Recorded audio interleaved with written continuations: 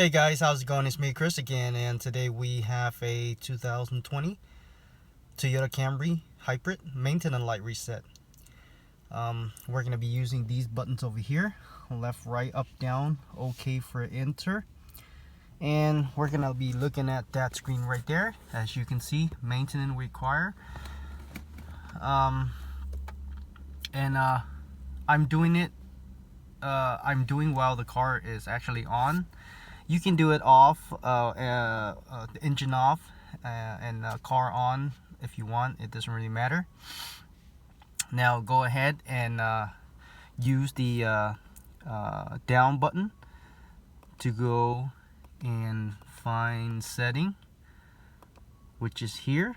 And when you get here, go ahead and click right all the way down to the next page, which is here.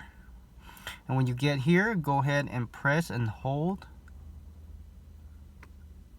press the OK button, okay, and hold it, and it will get you to the screen.